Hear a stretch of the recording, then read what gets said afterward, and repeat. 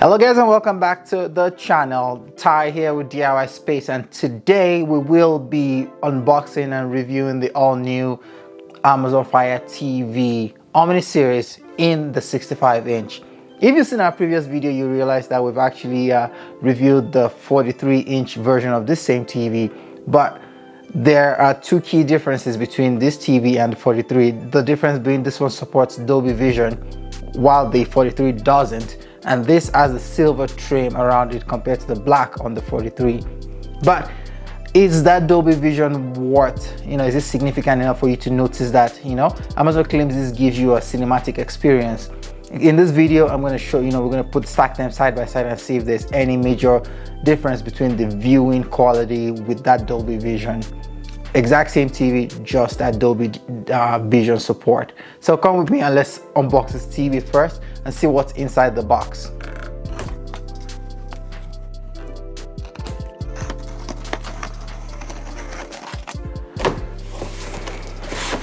And then it just slides right out.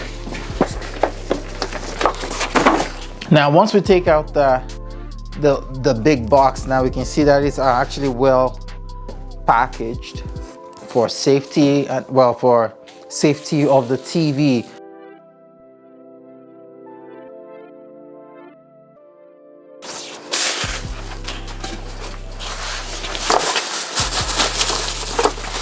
Alright, so I've gone ahead and unboxed the TV, taking it out of the box, and in the box, just like the other TV, it includes IL blaster right there, the power cable, Amazon Fire TV remote, AA battery, the two legs for the TV, a quick start guide, and the mounting screws for the legs. So now we're gonna go ahead, I'm gonna go ahead and install the legs on this TV and get it all powered up and see what the Dolby Vision is all about. All right, let's go. So I've been using this TV for the past couple of days now, and yeah, I have a couple of things to say about this TV. But before I go into that, let's talk about the technical specification of this TV for a little bit. Now, this TV is equipped with 3 HDMI 2.0 port, 1 eARC 2.1, an optical port, auxiliary port, and even a USB port.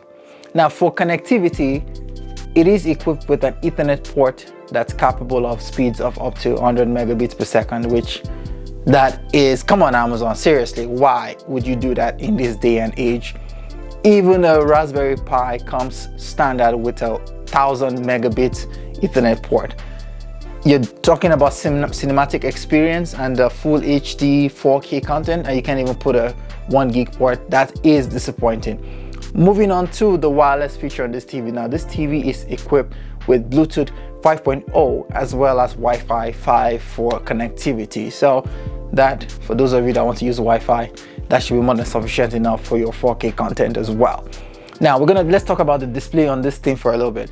Now, this TV has got a 64.5-inch total viewable area and a 1.6 millimeter silver bezel around the TV. Moving on to the panel on this TV, it is an LCD panel with a 60 Hz refresh rate, and the back panel lighting, it's direct lit. That is the worst.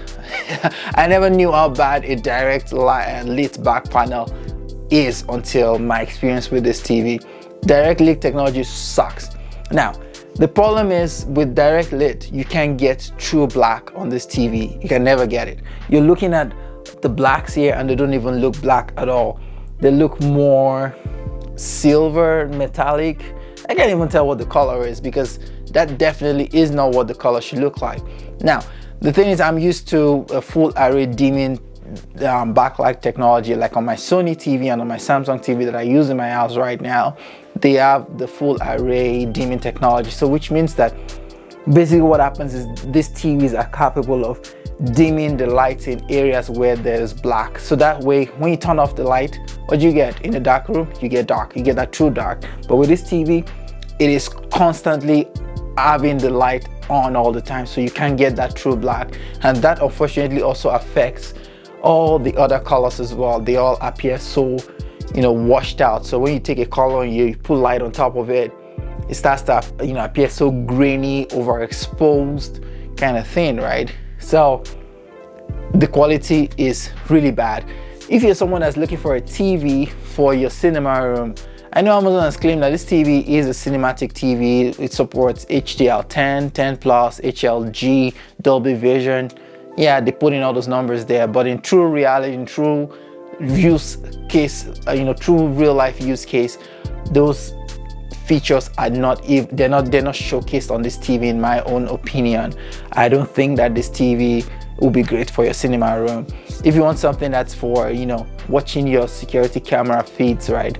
Yeah, maybe this TV will do that. Or you have a retail store where you just want something that's above, for people to just watch, for advertisements or ads and stuff like that. This TV will do just that. But for cinema, nah, this TV is an absolute fail for me. Basically, one word to characterize this TV is Amazon Basics. It is an Amazon Basics TV, basically. I think it just fails in terms of cinematic experience because of that backlight technology that was employed on this TV. The only thing I like about this TV, the size, and then the Alexa enabled feature on this thing.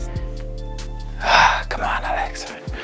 But yeah, this thing would trigger itself with just using the keyword, right? So you don't actually have to pick up the remote and then press the that Lady A button on the remote every time you want to trigger trigger an activation on this TV. You can just call the wake word and then she would answer you.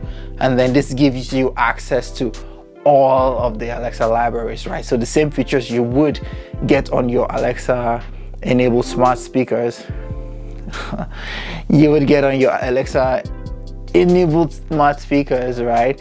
You get that same feature on this TV. So you can control your lights, your fan, your thermostat, unlock and lock your doors. You can even view your camera feed on your Rig doorbell through a feature called the picture-in-picture mode, like you would have seen in my Fire TV 4K Max review.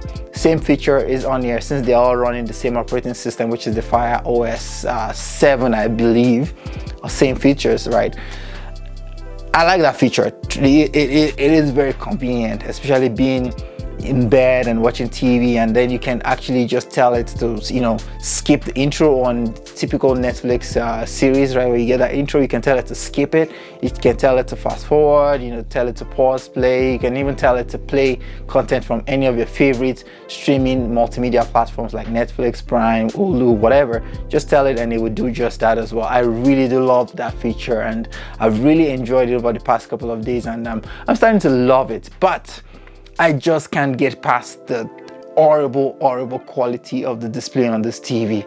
I just can't get past it. But luckily for me, and luckily for you, you can recreate the exact same experience with an Echo Dot and a Fire Stick. So all you need to do is just buy an Echo Dot for $50-$60 and get yourself another Fire Stick for, so basically with the $120, you can recreate that same experience on a higher quality TV.